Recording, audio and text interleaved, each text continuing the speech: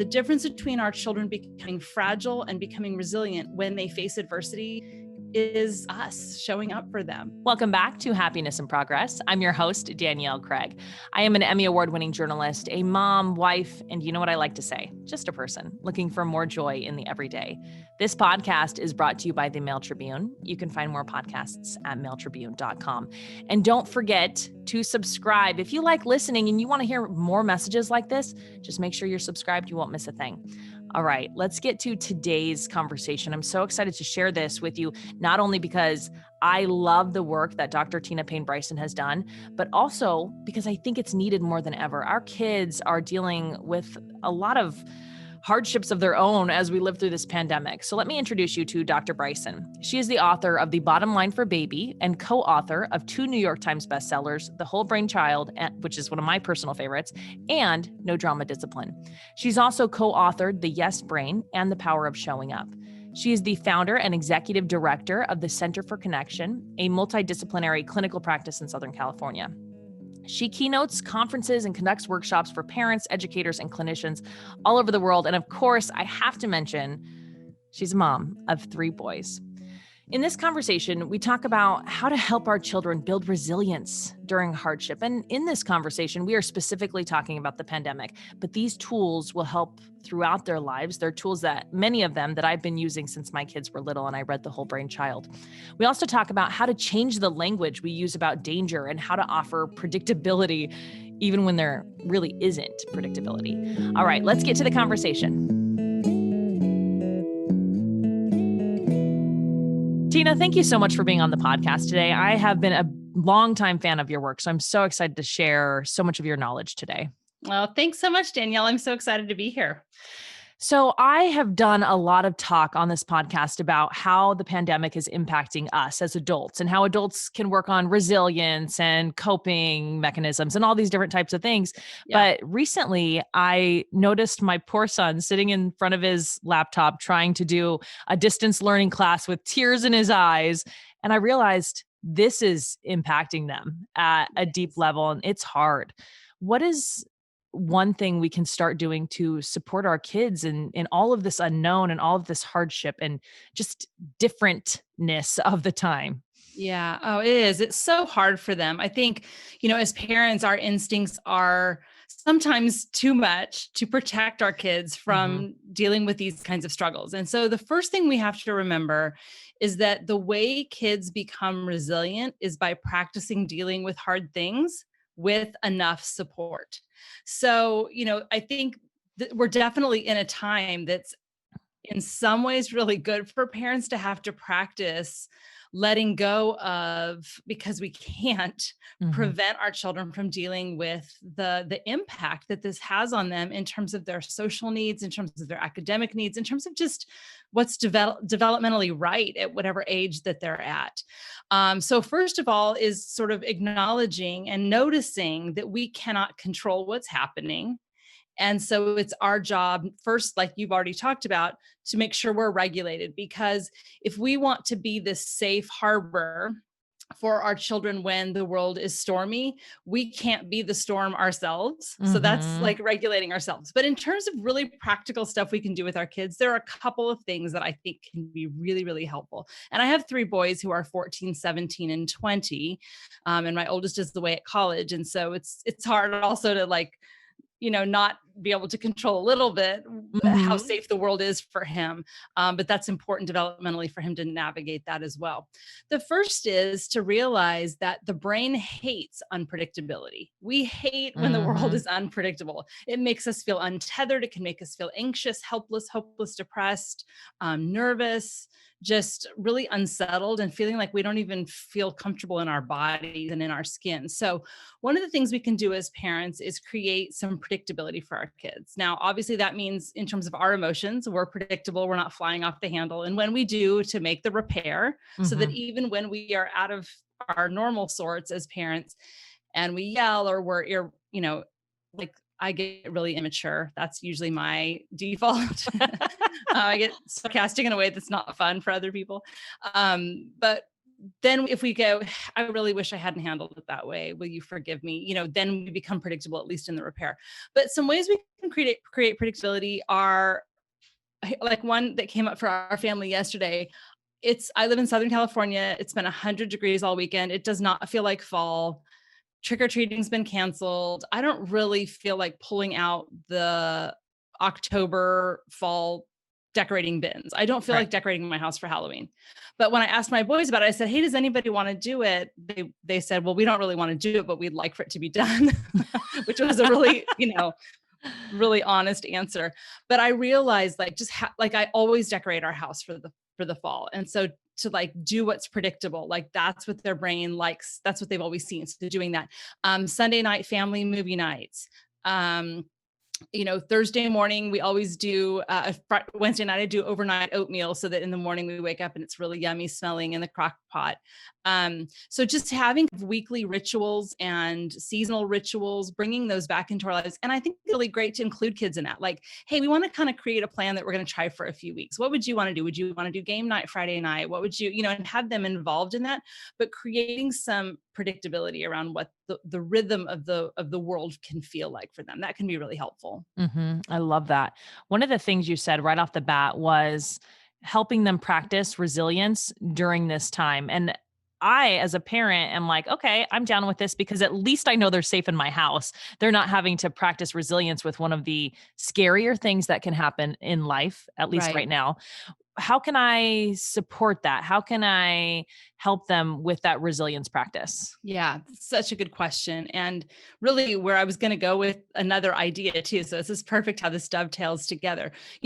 When Dan and I wrote The Whole Brain Child, the whole book is really about how we can take everyday opportunities, not just to survive that moment, like when your kid's crying and melting down on Zoom over the class, or those kinds of things, not just to survive them, but to use that as an opportunity to give your child an experience that can build their brain in an optimal way. So we have survive and thrive that happen at the same time if we really respond in a way with enough support, but that allows them to handle difficult emotions. So let me just sort of walk you through a scenario. So one night, my youngest wanted to stay up older. This was before coronavirus, but one of his older brothers had friends over, and I'm pretty militant about bedtimes for younger kids, particularly up even through middle school and even high school, to have some parameters. And so he wanted to stay up later with the bigger boys. And I said, okay, you can stay up 15 minutes later. Well, that just meant he was 15 minutes more tired when we had the battle. That was inevitable, right? Yeah. So I said, it's time. And he started crying and having a tantrum. He's probably 8 or 9 in this story. As he's getting ready for bed, he climbs into bed, and I've got the stories and I'm getting ready to do the bedtime ritual, but he's thrashing. He's like a fish out of water in his bed, just yelling, and he's totally out of control. And if in that moment, I can remember something that is incredibly liberating as a parent, and that is, I don't have to change my boundary. I don't have to fix what's going on. I don't have to distract him. I don't have to tell him, I don't have to throw threats at him. Like, if you don't stop, I'm not going to read you stories. I don't have to do any of that. I don't even have to use a lot of cognitive load. I don't even have to make decisions or think about anything. All I have to do is to remember that my job in that moment is to be present, to stay calm myself, to be present, to walk with him through whatever's happening. So when in that moment he's thrashing and I say, you're really disappointed because you wanted to stay up with the big guys, and it's so hard to feel left out. Is that right? And as I see that, he actually gets more upset because I've really hit on those feelings, and he cries, and I say, yes, sweetie, I know it's really hard to feel that feeling, and I'm right here with you while you're feeling it. And that's the key to everything. Number one, this is resilience building, because he has an experience with enough support where he's like, this feels terrible. This feels awful. I don't like this. My body feels uncomfortable. This emotion is uncomfortable. And then he gets through it. And so his brain, like when we lift weights, so we get stronger muscles, his brain got a rep, like a repetition, like we do with weights. His brain got a rep of being in a dysregulated state with a really uncomfortable emotion, right? Or his version of adversity in that moment. And he made it through. And he also learned that I'm going to show up for him, that when he's at his worst, I'm going to be there. I'm going to help support him. That doesn't mean permissiveness. I didn't say, fine, you can stay up, but I'm really letting him have an experience where he can sit in an emotion and then come through on the other side. And the second part that happens there is that he learns that feelings come and go. They're like these waves that crash. And if we just notice them and we are just present to them and feel them instead of trying to distract ourselves, that they just move through. And that's a really important part of resilience too, is remembering that we're not going to feel stuck in that feeling forever. That's so, so good. And I have done that because I've learned it from you, but also all of the other things I've also done just because it's human nature to say, okay, no, I can help you. Let's distract you this way. Or, hey, no, or even the threats. You gotta stop or you're not getting this and this and this. Me too. Okay. I've done them all. I'm so thankful for that reminder. You said you had it works to do that. And, even last night, my youngest, who's 14, we were driving home from visiting my parents last night. And, we were just saying, to be curious about your emotions, to say, gosh, feelings are there to tell us something's not working for me here. So when we have a feeling, we can get curious about it and say, okay, what is it I need right now? And to really just tune in and notice that feeling and almost observe it come and go. That can be really powerful as kids get older too. What is the impact this is having on the brain that helps them when they are trying to cope with all different life scenarios as adults? Yeah. So one of my, writing books is almost like having babies. You kind of love all of them and you love them in different ways. The Power of Showing Up, which is the book that Dan and I wrote about secure attachment that came out January of 2020. In that book, I'm going to summarize like over 50 years of research and like 100 years of attachment theory from John Bowlby. Attachment science, which is over 50 years of cross-cultural research, has said that one of the best predictors for how well kids turn out is that they have what's called secure attachment with at least one person. And just to be really clear, that has nothing to do with attachment parenting. So I'm not talking about attachment parenting. This is really a mammal thing that if you have a need, someone sees it and responds to it quickly and sensitively, not perfectly, but predictably most of the time. And so what Dan and I write about in that book is that, when we provide secure attachment to our children, when we show up for them, and the way that we talk about that is through the 4 S's, helping them feel safe and seen. Seen is that very moment I just talked about with my, safe is like holding the boundaries. Seen with my son was like, you're really feeling disappointed. Soothed, I'm right here with you. So that's the third one, safe, seen, soothed. And when we provide repeated experiences of kids feeling safe, seen, and soothed, they develop that fourth S, we call them the 4 S's of security or secure attachment, which basically means that they've had enough repeated experiences that their brain has wired to know. So this is like not just influencing their minds or their characters or their behaviors, but the actual architecture of the brain that shows that if I have a need, the brain is a prediction machine. So the brain predicts, oh, someone's going to show up for me. And so when they get practice sitting in an emotion and us helping them feel safe, seen, and soothed, their brain wires, number one, people show up for me when I need it. So that impacts the actual mental models of how they choose relationships, romantic relationships, friendships in the future. They expect people to do that. When they don't think they're good friends. They don't think they're good partners. So they don't stay with people like that. Oh, that's and number so two, and number two, they learn how to show up for themselves. They learn how to keep themselves safe and see and understand their interior world and soothe themselves and then show up for other people. So when we're talking about these resilience building moments where we're sitting with our child in emotion and we're staying calm and we're saying, this is really hard. I'm here too. I'm with you. Or, even something like when they're little, like it's time to go, you hurt your brother. What can you do to make things right? And we talk about maybe going to make an apology. And we say, it's really hard to make an apology sometimes. I'll go with you. I'll hold your hand while you apologize. Even those moments where we're not overprotecting them, but we're supporting them in what they're doing, give their brain those repetitions to create these mental models that really become who they are. It's really not just about what we do in those moments, but we are actually sculpting what becomes automatic in our children's brains. It's incredible. And I love that the science backs all of this up, that it is actually happening in the brain. One of the things when we talk about this secure attachment, I think about is a lot of parents don't have that themselves. Is it possible for them to offer that when they haven't been taught it, when their brain doesn't have all those wirings completed. Yeah.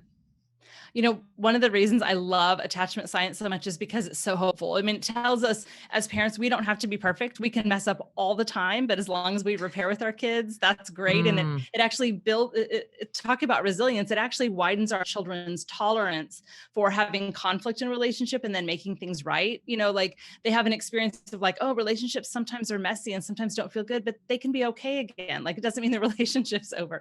That's so great. But the other thing that's so hopeful in the attachment science is that history is not destiny. And what I mean by that is that the number one predictor in the science for how well we are able to provide secure attachment to our children and to our partners, our attachment needs and needing the 4 S's actually is throughout our lifespan. The number one predictor is not whether or not we had secure attachment with our own parents, which is great because the research says about 40% of people had a pattern of insecure attachment, which is where very briefly, either your parent didn't show up for you, they didn't care about your emotions, you were left kind of alone with your own distress, and the world was kind of an emotional desert, or you had a really chaotic parent who was super unpredictable, and sometimes they showed up for you, but you never knew when, and so you felt a lot of anxiety and ambivalence about relationships, or the worst kind, which is called disorganized attachment, where we have this biological instinct to go to our caregiver when we are in pain or when we feel fear. But if your caregiver, if your parent is the source of your fear and terror and pain, and that actually creates disorganization because you have one circuit that says go to your caregiver to survive and be safe, and then you have another circuit that says get the hell away from what's dangerous. So that's those are types of insecure attachment. And so this finding that you don't have to have had secure attachment growing up in your own relationships to be able to provide for your kids. What is the number one predictor is that we have what's called a coherent narrative. And all that means is that we reflect on those experiences instead of running from our past and saying the past doesn't impact me. It's the past. It's way in the past, and it doesn't have any influence on me. And my parents did their thing, but I just kind of raised myself. It has nothing to do with me. Or instead of getting preoccupied and flooded where the past is constantly coming in and where you're preoccupied with it, instead of those, we actually look at it and we go, you know what? My parents were really critical, or they didn't show up for me, or when I needed them, they made it all about them. And that was really hard for me. So it's really a process of reflection. And in the power of showing up, we ask some questions in there about the 4 S's and what those were like for us as children to begin that process of self-awareness. And so that's really, really powerful. And it's a lifelong process. Sometimes therapy can be helpful, sometimes journaling or just talking to a friend, but also choosing other relationships, friendships, romantic partners, with people who show up for us. Our brain can remap and remodel what our expectations are based on our new relational experiences. So, and then too, just doing the practice of like saying, okay, my job in every moment as a parent is to help my kid feel safe, seen, soothed, and secure. And as we begin to practice those behaviors, our brain starts mapping them for how to do it more automatically as well. So there's tons of hope for us as parents, and it's never too late. Those of you who have even adult children, it's not too late to go back and reflect on your own experience and to go to your child. I mean, I encourage you to read The Power of Showing Up and talk to your child and say, gosh, I realize I really missed out on providing you with some things I really wish I would have. And start to make those repairs now. It's not too late. It's never too late. And I really believe that as parents, you can't teach skills that you don't have yourselves, and you have your own experience from your parents and from their parents and their parents. So I love that. I'll link The Power of Showing Up in show notes. At the beginning, you mentioned a few things that we can do in this process of trying to help our kids build resilience. You said predictability, be there with emotions, and you said few. So I wanted to see if there was another. Yeah. I mean, and I think I just want to say one more thing about the emotion thing. I mean, people are coming to me from all over schools, everywhere saying, what can you do to like help kids?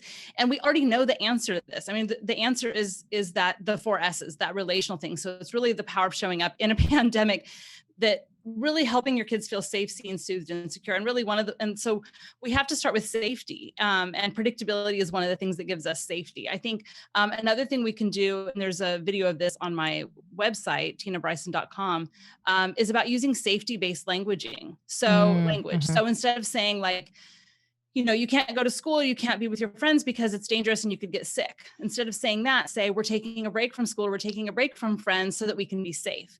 Because if you continue to talk about what's dangerous repeatedly, your child starts wiring things are dangerous, and then that can get globalized. Then kids can have anxiety about even just going to the store, using safety precautions with masks and distancing and all of those kinds of things.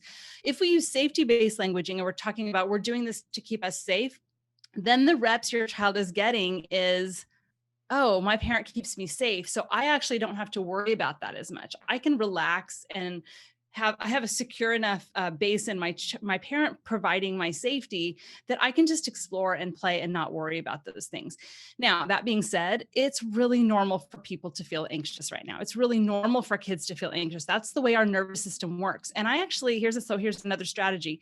Teach kids to talk to their brains. I know that sounds really silly, but this is a version of name it to tame it, which is the second strategy in the whole brain child, where we actually tell the story of what's happening. Like, we're going to school and here's what's going to happen during school. So you talk about the facts, then we talk about the feelings.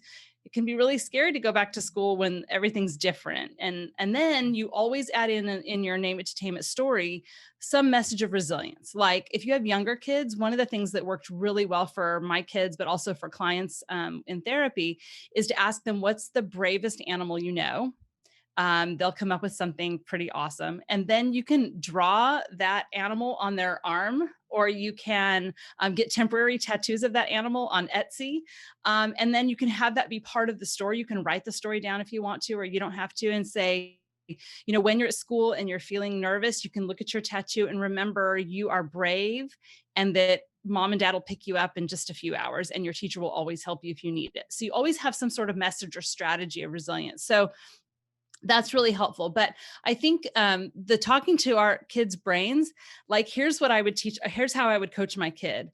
Let's say my kid's feeling really anxious about something, whether it's going back to school or whatever, or any sort of scenario. And we can say, like, that's so great that you're feeling those feelings right now, because that's your brain's job, is to keep you safe. So you can actually talk to your brain and say, brain, thank you for letting me know that something different is happening. Thank you for letting me know, yeah, there's some kind of scary things going on in the world. And so we celebrate with our kids. We say, that is so great that your brain is doing its job, because when something is dangerous, or when something's different or uncertain or kind of out of ordinary, our brain's job is to alert us and say, be careful, this might be dangerous. So we can say to our brain, thank you for keeping me safe.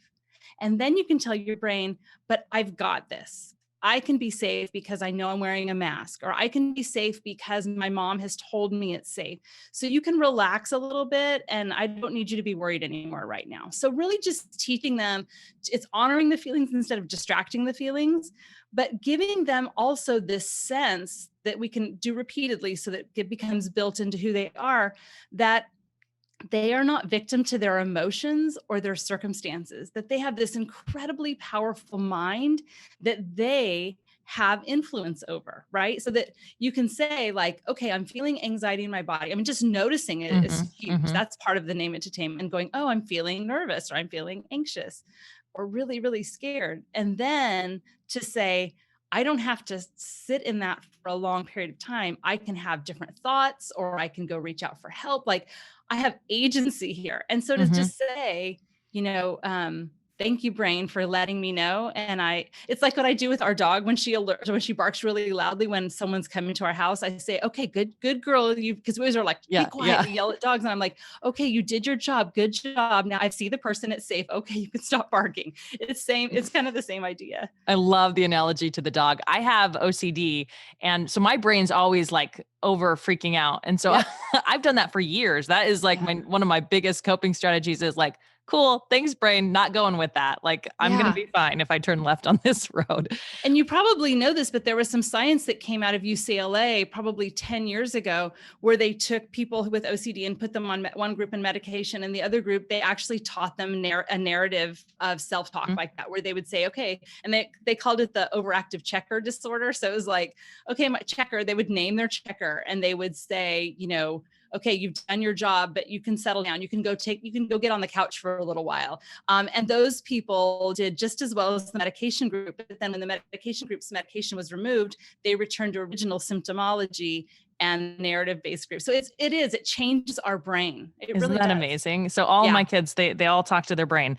That's awesome. I want to go back to the fear-based language, because Mhm. now that I've mentioned the OCD, you know that my brain is like fear-based language in my head. So how can I just want to delve a little bit more into that in fear-based language and how to correct that. So what are some examples of the fear-based, we're all going to die, to the safe, to the way that I put that in a safe way for my kids? Yeah. So, for example, let's say going back to school, right? So instead of saying, even right now, before they're going, I mean, I know some of people's kids are in school in California, our kids are not in school. And to say, we're not going to school because if you went to school, I mean, language matters. When we say, if you went to school, you could get sick, you could get other people sick, you could bring it home, we could all get sick, and then we're going to give it to Doc and Pa, and it's really dangerous for them because they're older. Basically, it's like using language to express what we're feeling, but that language actually reinforces what we feel, or it doesn't, depending on the language. So instead of saying you can't go to school because of this, we pause and then we say we're taking a break from schooling. We're taking a break from going to school so that everybody is safer. So really what you're wanting to do is you're ending up in we're doing this because it's safer. And then that makes us feel like, oh, good, we are being safer, as opposed to hear all the bad things that can happen. Now, I'll tell you, the way I'm most vulnerable to that thinking is with my college kid who's away. So, and I know they're not following, there's no way college kids are, unless they have health issues and they're really truly making a decision, or they have an anxiety disorder, they probably are making very blurry lines around what's okay and what's not okay. And so I start spiraling because I can't be in control of, he's an adult. I'm not in control of his life. I actually made myself a video. I made it for other people too, but I was like, okay, if you have a kid getting ready to go to college in a pandemic, here are some things you need to remember. And I got so anxious right before he was leaving that I was like, I watched my own video to remind myself of all of those things. So another thing we can do is, make yourself a note or make yourself a video. And I think sticky notes are awesome to just write down, like, here we are safe because, and you list the things you're doing that are keeping you safe. And you have that as a reminder. And so it's really not just about the language we say, but the language we think through. And we can always counter it too. We can say, okay, we can name it to tame it. That's catastrophic thinking. I'm doing fear-based thinking. How am I going to shift that to safety-based thinking? Or just write on the sticky note, safety-based, something like that. I think as parents, and we know this, there's science behind this too, as parents, we are wired also to be anxious about our children's safety. So all of us are, especially if we're primary caregivers, our amygdala is on hyperdrive, and which also can explain sometimes why co-parents can have some conflict about, what's safe and what's not safe, and what's the right decision. It's a lot of decision making right now, and most partners are not necessarily on the same page on that. But really just knowing, again, that's also a gift of the way our brains work, is because we're caregivers, all of that's amped up, and we want to model for our kids how to not be victim to those feelings. I have a lot more things that I want to ask you, but instead I'm just going to link the resources to some of my favorite videos of yours in show notes. And I'll ask you just one last question to wrap up. Do you think that there's going to be, 20 years from now, that we're going to see a long-term impact from what these kids are going through right now? Yes, I do. And that's not to say that they'll all be negative either, though. Our experiences, particularly ones that last more than a 1 or 2 time thing, when we have ongoing experiences or repeated experiences, those experiences shape our brains. So they absolutely impact who we are. at a deep level in our memory systems, in our nervous systems, in terms of even how our bodies respond to stimuli, but also our prefrontal cortex, which is where all that insight and empathy and sound decision making and emotional regulation and all of that is. I think that I'm not so worried about the social stuff. I think there's such a drive to make connections socially that kids are finding ways to do that. And that even if they're lagging a little bit, once they are able to be with people, their brain will catch them up. So I'm not so worried about that. I think academically, we know there's huge disparities based on income and the kinds of enriched or unenriched environments kids are in. And so I think we'll see academically kids will be in the same boat together, but in highly disparate ways. So in whatever community you're in, your kid's not going to be the only one that's behind. They're all going to be in those boats together. So I think the world will adjust to that. I think this is such an important question, Danielle, because I think that this is an opportunity for us as parents to have an impact on that impact. And I think, my kids are not stressed out right now. They miss their friends. They don't like doing online school. It's not the way it's supposed to be. Their developmental drive right now is to way less be with us and be with their friends. But they are not stressed right now. And we're having this amazing family time together, more so than we would have. And we're really, my husband and I are really celebrating that because we're just 5 years away from empty nest. But really, as these difficulties have come up, not just around the pandemic, but around the election and around the all of the divisiveness in our world and the racism and anti-racism movement, like these have all been really wonderful opportunities to have important conversations with our kids, to teach them to be better critical thinkers, to teach them by example and by asking questions, how to be better critical thinkers and how to be more, and asking things like, well, what would the opposite argument be for that? So these are opportunities. And again, back to the adversity. This sucks. It's terrible for our kids. And, there are so many things we can do primarily through those 4 S's in relationship to not only make adversity tolerable, but make it build resilience. And again, the difference between our children becoming fragile and becoming resilient when they face adversity is us showing up for them. So I think in a way, as parents are feeling desperate and we become more intentional about really being there for our kids, some kids will end up better off because they're less overscheduled. Their parents may be less overscheduled and there's more time for connection. Other kids won't fare so well, but this will definitely be part of who we become because all experiences are. And that's what's so exciting is for us as parents, we can have an impact on how these experiences influence who they become. And the main thing is just showing up, being present, and doing all the things that we've talked about in this time together. I have loved every single one of your books that I've read. Even just talking to you now, I can see the impact that it has had in my life. And you have just written another book that's out, The Bottom Line for Baby. Tell me a little bit about that. This is a very different book for me. It's my first solo book, but it's the first book I wanted as a parent. As you've heard, I like science and I like knowing the information because it makes me feel safer for making, intentional decisions as a parent.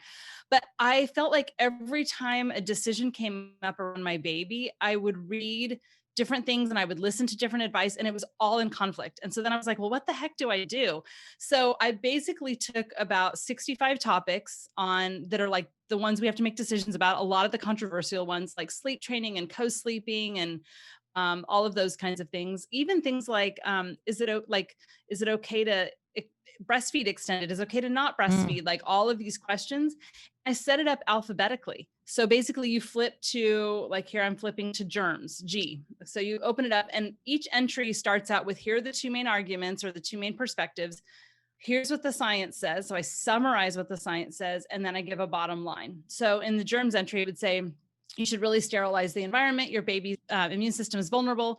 Perspective number 2 is actually being exposed to lots of things in the world helps build your child's immune system. I summarize the science and I give the bottom line that says, an over-sterilized environment is actually not great for our kids. That if you lick their pacifier clean or you let them taste dirt, it actually lowers or be around pets, it lowers their risk of eczema and allergy. So don't worry about being over sanitized. So I give a bottom line about that. Then I worked really hard to be as objective as I could, given that science isn't 100% objective, but I really tried to give a reporting of the science. And then I wanted to weigh in on it sometimes. So in about a third of the entries, I have a section called a note from Tina. And that's where I weigh in about my thoughts about sleep training or my thoughts about co-sleeping. The bottom line of the bottom line is the 4 S's we just talked about, that what matters most is not the individual decisions you make for your child. Aside from just safety things like watching them near water and putting them in their car seats, no matter what we decide on, most of these topics doesn't matter anywhere near as much as building trust with your baby and showing up for them and caring for them in a sensitive way. And I also really wanted in this book to tell parents, look, inform yourself, but then trust your baby and trust yourself and do what works for your family. And when people criticize you, you can say, thank you for sharing your thoughts with me. And I love that you love our baby and we're doing it this way. So I hope it'll empower parents, not only in making confident decisions, but feeling confident, knowing what the science says, knowing that there are a lot of things they worry about that they don't really need to worry about. And then just falling in love with their babies and following their babies' leads and trusting themselves as parents. So that's what the bottom line is all about. Oh, I love that you wrote that, because that is exactly the book that I needed too, especially with that first baby, because it's very scary to trust yourself. Thank you again so much for coming on the podcast and for sharing all of your knowledge and wisdom. I'm going to link, we talked about 3 of your books today. I'm going to just link all of them. Oh, thank you. You can find those in show notes. Thank you so much. I really appreciate it. Thank you. I hope you loved this conversation. I absolutely loved talking to Dr. Bryson. I will be linking all of her books, as I said. Also, there were a few things we didn't get to, including helping our kids with chronic stress, which they may be feeling right now. That's one of my favorite topics she discusses. There's a video I will link from her in the show notes and a couple of other topics you can find there. I want to thank you for being here on Happiness in Progress.